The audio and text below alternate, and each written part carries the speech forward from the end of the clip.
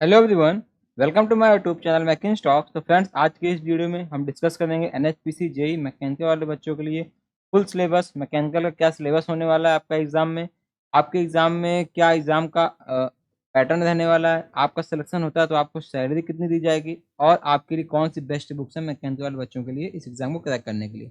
तो फ्रेंड्स, अभी तक आपने मेरे चैनल को सब्सक्राइब नहीं किया है तो प्लीज़ सब्सक्राइब करके बेल आइकन को ऑन कर लीजिएगा, जिससे कि आने वाले वीडियोज आपको टाइम पे मिल सकें।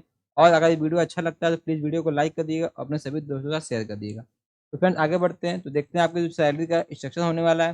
तो आपकी जूनियर इंजीनियर मैकेनिकल की जो सैलरी होगी वो 29,000 से लेकर 1 लाख के बीच में हो सकती है। तो आपको इसके लिए 60% मार्क्स आपका डिप्लोमा में होना चाहिए, तभी आप इस फॉर्म को फिल कर सकते हैं।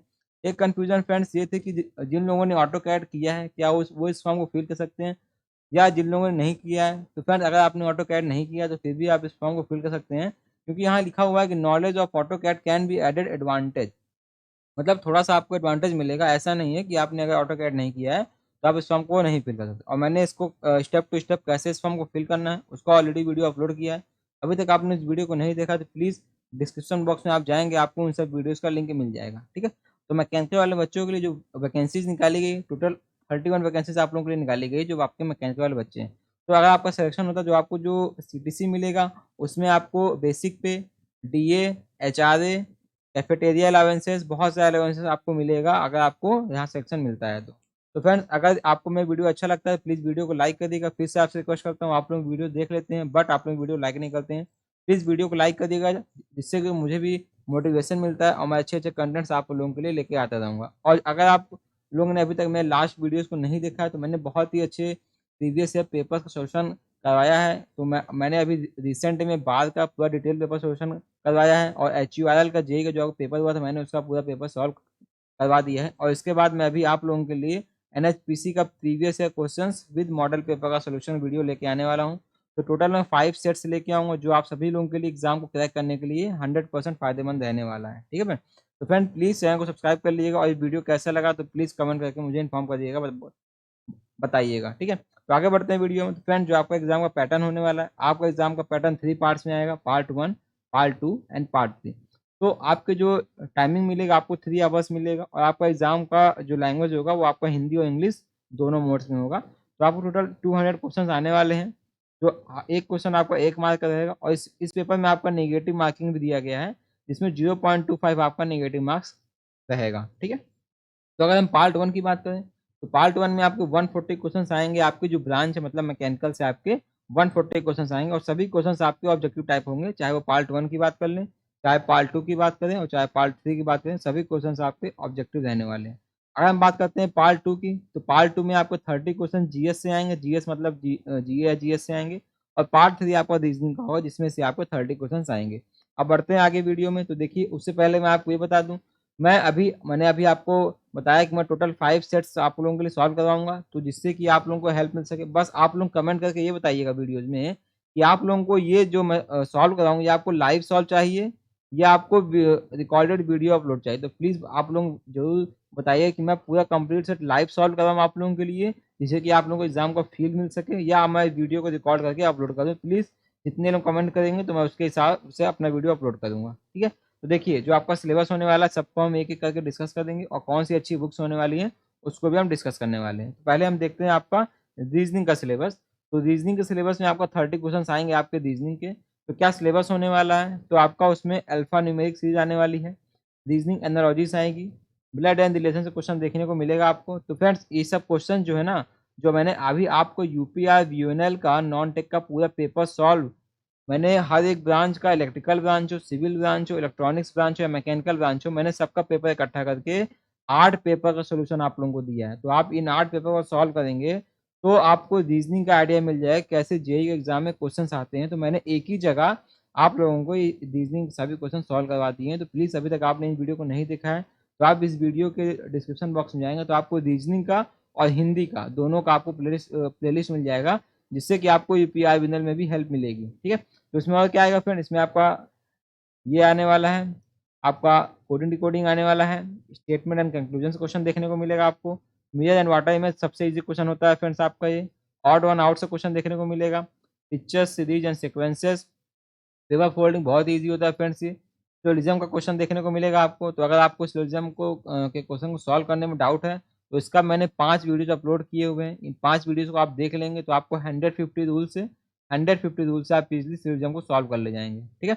हम बात करें अगले टॉपिक की, तो आपका order and ranking. Next topic आपका है क्लासिफिकेशन एंड एनालॉजी, और आपका अगला टॉपिक है मिसिंग नंबर्स। तो ये आपका पूरा कंप्लीट सिलेबस होने वाला है रीजनिंग का। अब तो इसके लिए बेस्ट बुक देख लेते हैं। तो फ्रेंड्स, जो आपकी अरिहंत की बुक आती है, वो जेईई लेवल पे सबसे अच्छी बुक होती है। तो आप अरिहंत की बुक सॉल्व कर लीजिए, आपका रीजनिंग का कॉन्सेप्ट पूरा 100% आपका पक्का हो जाएगा, ठीक है। बढ़ते हैं आगे। तो देखिए, आपका जो जनरल अवेयरनेस का सिलेबस होने वाला है, इसमें आपको टोटल 30 क्वेश्चन आने वाले हैं। तो जो इसका सिलेबस होगा वो आपका हिस्ट्री से, ज्योग्राफी से, सोशल इकोनॉमिक डेवलपमेंट से क्वेश्चन आएंगे, नॉलेज ऑफ करंट इवेंट। तो फ्रेंड, जो अभी आपका ओलंपिक गेम हुआ है उससे भी क्वेश्चन देखने को मिलेगा, क्योंकि जो अभी आपका HURL का एग्जाम हुआ था उसमें भी फ्रेंड्स आपके करंट अफेयर से बहुत अच्छे क्वेश्चन आए थे। तो प्लीज़ आप लोग करंट अफेयर्स पे ध्यान दीजिएगा, और जो करंट इवेंट्स हो रहे हैं नेशनल और इंटरनेशनल, इसमें भी आप थोड़ा ध्यान रखिएगा, ठीक है। बात करते हैं अगले टॉपिक की। तो आपका modern of India, Indian culture, Indian polity से क्वेश्चन देखने को मिलेगा, economy, geography and polity of India. आपका साइंस एंड टेक्नोलॉजी से भी क्वेश्चन देखने को मिलेगा, ठीक है। तो इसके लिए अगर हम बेस्ट बुक की बात करें, तो आपकी जो स्पीडी बुक आती है, ये भी आपके लिए साइंस के लिए बहुत अच्छी किताब आती है। और एक आपकी आती है लूसेंट, सभी को मालूम है, सभी बच्चों को लूसेंट के बारे में अच्छे से मालूम है। तो ये आपकी बुक हेल्प कर सकती है जीके और जीएस में एग्जाम को क्रैक करने के लिए, ठीक है। बात करते हैं फ्रेंड्स अगर हम टेक्निकल सिलेबस की, तो आपका मैकेनिकल से 140 क्वेश्चन आने वाले हैं। तो इसका हम डिटेल सिलेबस डिस्कस करेंगे। तो अगर हम बात करें स्ट्रेंथ ऑफ मटेरियल्स की, तो स्ट्रेंथ ऑफ मटेरियल में फर्स्ट टॉपिक है आपका concept of stress and strain. तो एक आपका होता है स्ट्रेंथ। तो स्ट्रेंथ से रिलेटेड एक आपकी डिफिनीशन आई थी, जो भी आपका HURL जे का एग्जाम हुआ था, तो उसमें भी बहुत ही अच्छे अच्छे क्वेश्चन आए थे फ्रेंड। तो टोटल 55 उसमें क्वेश्चन आपके टेक्निकल से आए थे। तो अभी तक आपने इस वीडियो को नहीं देखा है, तो फ्रेंड्स ये अभी एग्जाम रिसेंट में हुआ है, ये 12 सितंबर को फ्रेंड्स ये आपका एग्जाम हुआ है। तो अब मैंने इस पे पूरा कंप्लीट वीडियो अपलोड कर दिया है। HURL जेईई का पेपर सोल्यूशन 2 पार्ट में मैंने वीडियो अपलोड किया है। तो आप इस वीडियो को देख लेंगे तो आपको बहुत ही हेल्प मिलने वाली है, क्योंकि जेईई का लेवल फ्रेंड्स यही रहने वाला है। तो आप मेरे भी जितने भी मैं लास्ट ईयर पेपर सॉल्व करवा रहा हूँ, उसमें सब जेईई के पेपर्स हैं। प्लीज़ आप लोग इन वीडियो को देख लीजिएगा, एक ही जगह सब पेपर आपको सोल्यूशन मिल जा रहा है। इससे अच्छा कुछ नहीं हो सकता फ्रेंड्स आप लोगों के लिए।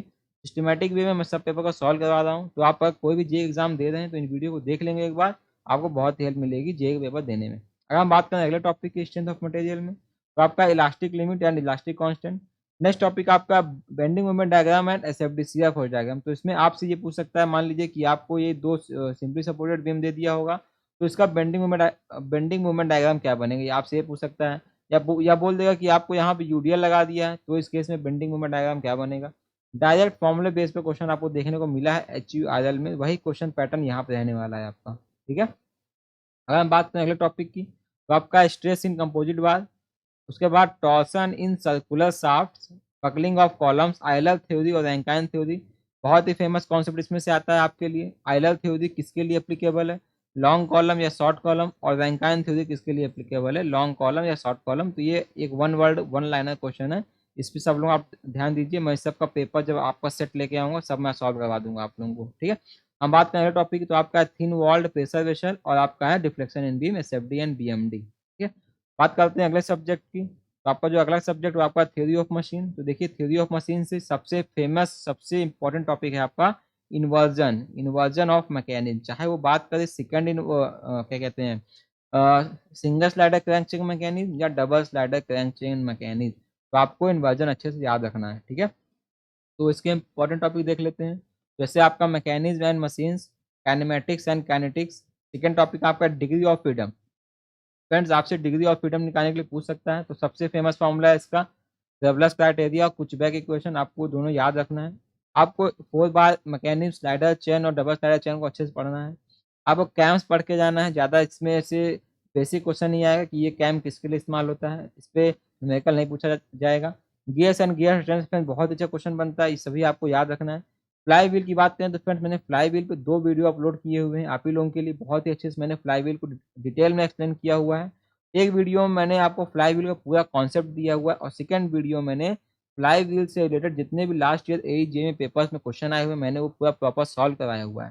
तो आपसे एक बार रिक्वेस्ट करता हूँ, एक बार आके आप इन दोनों वीडियो को देख लेंगे ना, तो आपका फ्लाई व्हील का कॉन्सेप्ट हमेशा के लिए आपको याद हो जाएगा, आपको कोई और वीडियो देखने की जरूरत नहीं पड़ेगी, ये मेरा वादा है आपसे, ठीक है।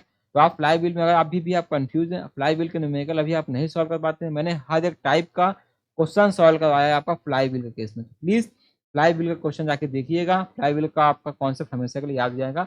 सेकंड वीडियो मुझे अपलोड करना है, किसके लिए?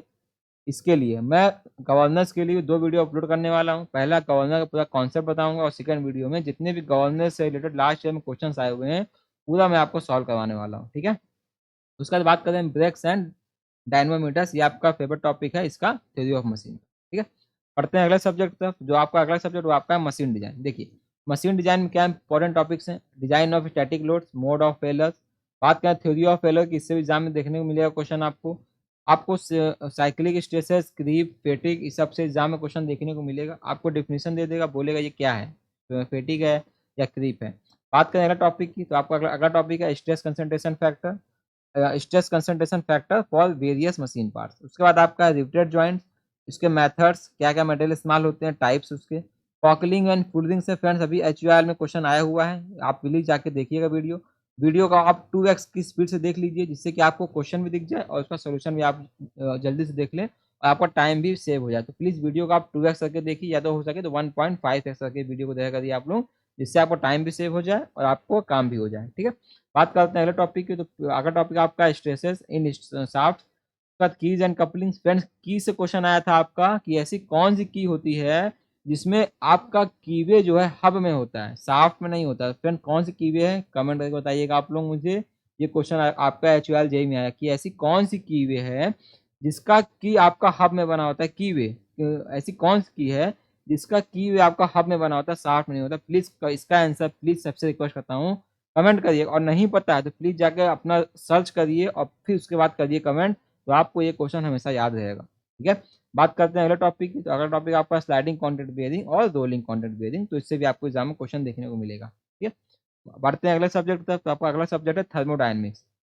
सबसे फेवरेट टॉपिक है फ्रेंड्स आपका थर्मोडायनेमिक्स एंड प्रोडक्शन टेक्नोलॉजी। तो फ्रेंड थर्मोडायनेमिक्स कॉन्सेप्ट अच्छे से आप लोग याद कर लीजिए, और अप्लाइड थर्मोडायनेमिक्स मतलब इसका एप्लीकेशन जहां जहां होता है इसको भी आप लोग अच्छे से याद कर लीजिए, ठीक है। ऑटो साइकिल क्या होती है, डीएल साइकिल क्या होती है, कट ऑफ रेशियो क्या होता है, कट ऑफ क्या होता है, ये सब अच्छे से आप लोग पढ़ लीजिएगा, ठीक है।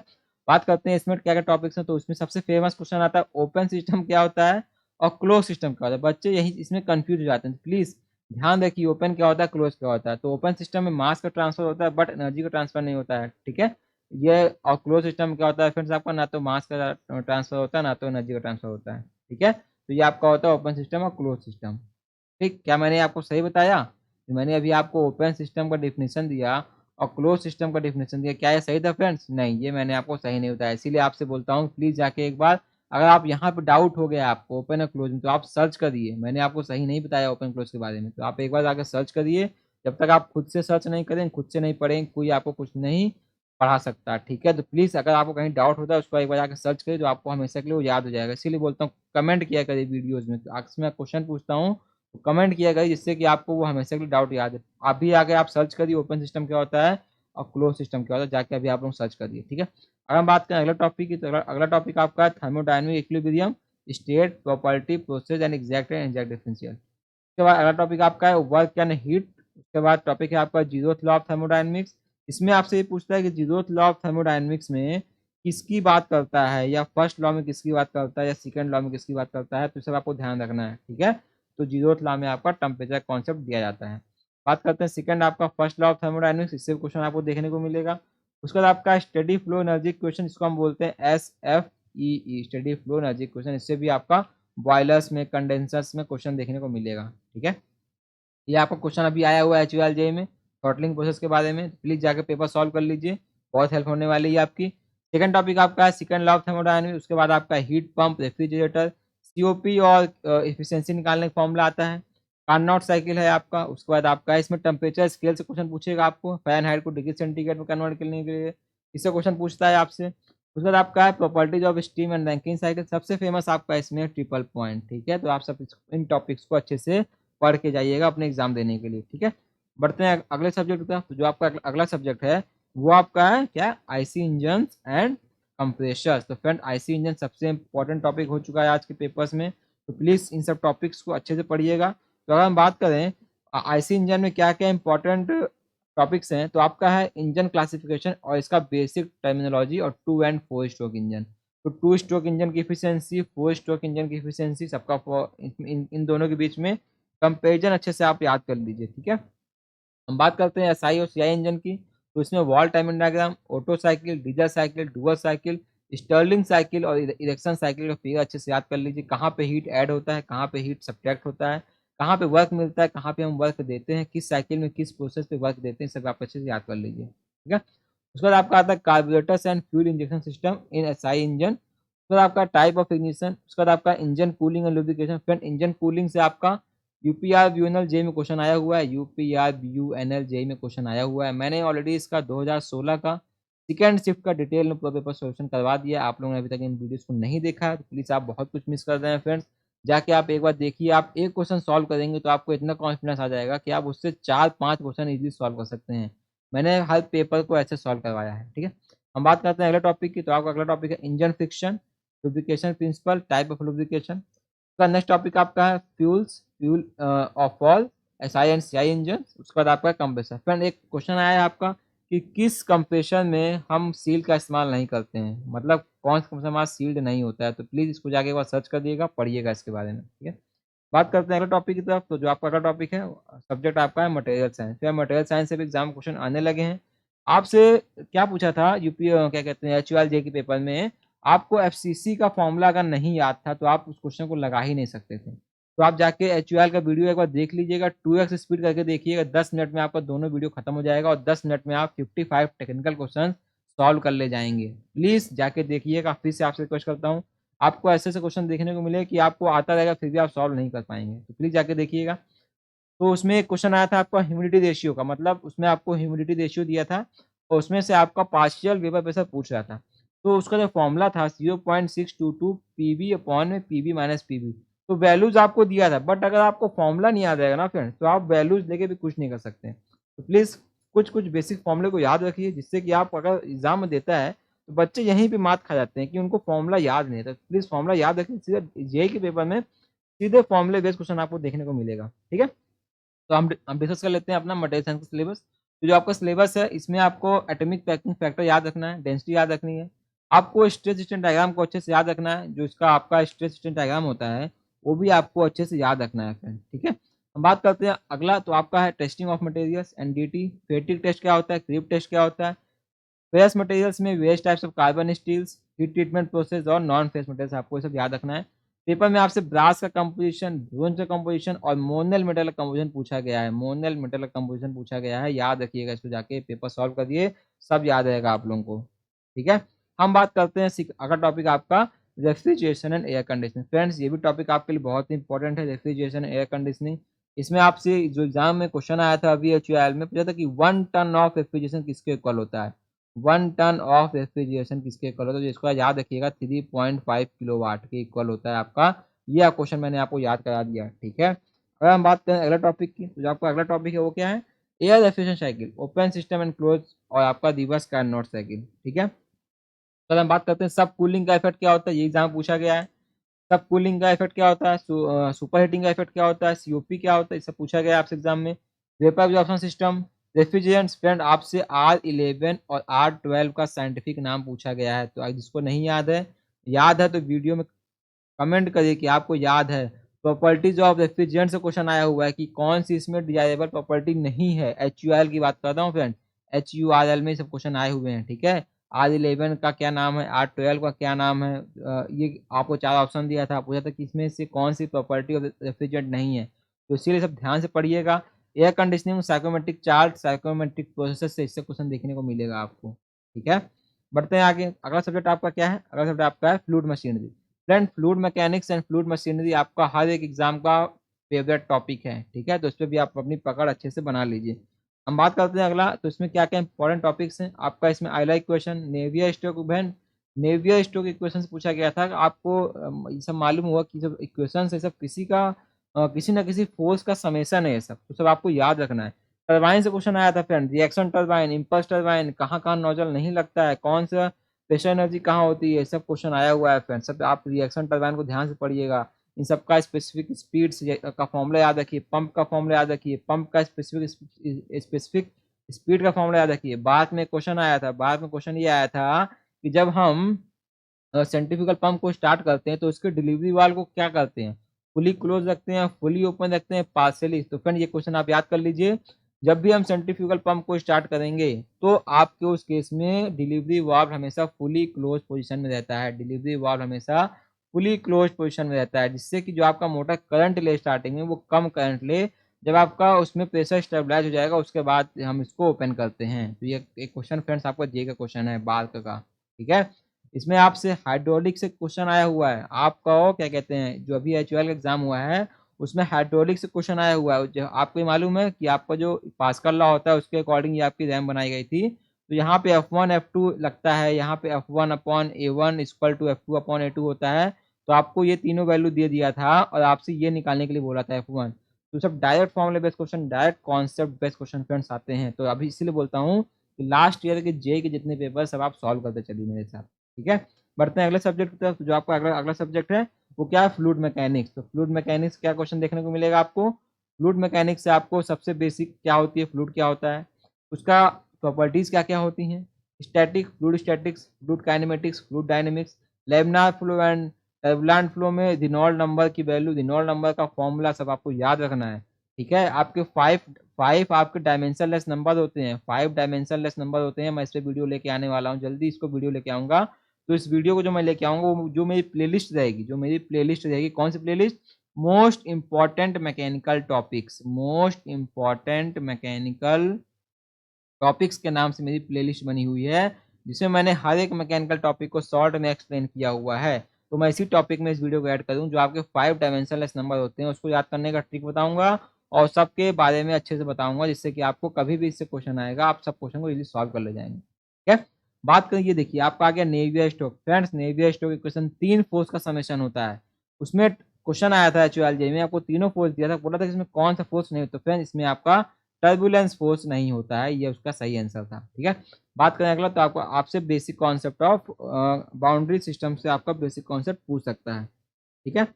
बढ़ते हैं आगे। तो जो आपका अगला सिस्टम है वो आपका अगला सब्जेक्ट वो आपका heat and mass transfer, HMT. HMT में क्या बोलता है, introduction thermodynamics and heat transfer, modes of heat transfer. Friends आपका बात में पेपर में क्वेश्चन आया था कि फ्लूइड के हेल्प से जो हीट ट्रांसफर होता है उसको हम क्या बोलते हैं, उसको हम बोलते हैं कन्वेक्शन। सीधे वन लाइनर क्वेश्चन था फ्रेंड।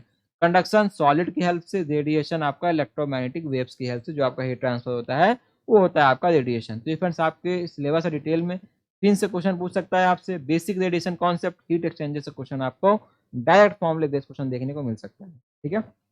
हम बात करते हैं अगले टॉपिक की तरफ। तो आपका जो सबसे मोस्ट इंपॉर्टेंट सब्जेक्ट है वो है आपका प्रोडक्शन टेक्नोलॉजी। और प्रोडक्शन टेक्नोलॉजी में जो है आपका कास्टिंग इनका सबसे फेवरेट टॉपिक है। कास्टिंग से आपको डिफेक्ट से डिफरेंट कास्टिंग प्रोसेस से आपको देखने को मिलेगा क्या, क्वेश्चंस, ठीक है। तो ये आपका हो गया। इसमें आपको लेथ से, मिलिंग से, ड्रिलिंग से, शेपिंग से, ग्राइंडिंग से सबसे क्वेश्चन देखने को मिलेगा। और ग्राइंडिंग की बात करें फ्रेंड्स अगर, तो ग्राइंडिंग में आपका आता है ISO nomenclature of grinding wheel, ISO nomenclature of grinding wheel, इससे फ्रेंड्स आपको क्वेश्चन देखने को मिलेगा। और अगर कटिंग टूल की बात करें लेथ में, तो सिंगल पॉइंट कटिंग टूल में आप जो 7 नोमेनक्लेचर होते हैं, मतलब 7 कंपोनेंट्स होते हैं आपके, जिसको मैंने ट्रिक बना के याद करवाया था, RRC, rake angle, relief angle, cutting edge angle और नोज रेडियस, ये आपको याद रखना है। ये सब आपके फेमस क्वेश्चन हैं। वेल्डिंग से क्वेश्चन देखने को मिलेगा, टेम्परेचर क्या होता है, सोल्डरिंग का, ब्रेजिंग का, और आपका टिग मिग वेल्डिंग क्या होती है, आपको हीट ट्रीटमेंट ऑफ स्टील, सब क्वेश्चन देखने को मिलेगा फ्रेंड्स, ठीक है। प्लीज सब अच्छे से पढ़ते चलिए, मेरे वीडियोस को देखिए आप लोग। मैकेनिकल इंजीनियरिंग के लिए बहुत अच्छे वीडियो लेके आता हूँ मैं, प्लीज बने रहिए मेरे साथ। बढ़ते हैं आगे। तो फ्रेंड्स आपको मैं बता दूं कि अगर आप मैकेनिकल इंजीनियरिंग तैयारी कर रहे हैं तो कौन सी बेस्ट बुक है, क्या आपको स्ट्रेटेजी फॉलो करनी है, और मैंने क्या दो मेरी मिस्टेक्स थी, मैंने उससे आप क्या सीख लेना है, ये वीडियो आप देखिए। अभी तक आपने वीडियो नहीं देखा है, best book with best strategy for mechanical engineering, इसका लिंक आपको इस वीडियो के डिस्क्रिप्शन बॉक्स में मिल जाएगा। तो प्लीज़ जाके इस वीडियो को देखिएगा। तो फ्रेंड्स अगर वीडियो अच्छा लगा, कुछ नॉलेज मिली, तो प्लीज़ वीडियो को लाइक करिएगा। जितने भी आपके दोस्त हैं मैकेनिकल इंजीनियरिंग में जिनको भी इस वीडियो की नीड है, प्लीज़ उन तक मेरे वीडियो शेयर कर दिए। और चैनल पे अगर नए हैं तो प्लीज़ चैनल को सब्सक्राइब करके बेल आइकन के नोटिफिकेशन को ऑन कर लीजिए, ऐसे आता है अपन के वहाँ पे, जिससे कि आपको आने वाले वीडियो टाइम पे मिल सकें, ठीक है। तो मैंने अभी आपसे पूछा था कि ओपन सिस्टम क्लोज सिस्टम क्या होता है, तो मैंने जो है आपको उसमें सही, देखिए मैं यहाँ पे आपको एक्सप्लेन कर देता हूँ कि आप लोग कमेंट तो करेंगे नहीं कि ओपन सिस्टम क्लोज सिस्टम क्या होता है। तो देखिए जो आपको ओपन सिस्टम होता है, अभी आप यही सीख लीजिए। ओपन सिस्टम क्या होता है, आपका मास का ट्रांसफर होता है, मास का ट्रांसफर होता है और आपका हीट का ट्रांसफर भी होता है। ठीक है, ओपन सिस्टम में आपका मास भी ट्रांसफर होगा और हीट भी ट्रांसफर होगा। ठीक है, अब हम बात करें क्लोज सिस्टम की। अगर हम क्लोज सिस्टम की बात करते हैं तो क्लोज सिस्टम में आपका क्या होता है, मास का ट्रांसफर होता है कि नहीं होता है, फिर बताइए। मास का ट्रांसफर होता है कि नहीं होता, आप लोग अब बताइएगा यहाँ पे मास का ट्रांसफर इसमें होता है कि नहीं होता है, और हीट का ट्रांसफर इसमें होता है कि नहीं होता है। प्लीज कमेंट कर दिएगा, तभी आपको याद रहेगा कि क्लोज सिस्टम में मास का ट्रांसफर होता है कि नहीं होता है, और हीट का ट्रांसफर होता है कि नहीं होता है।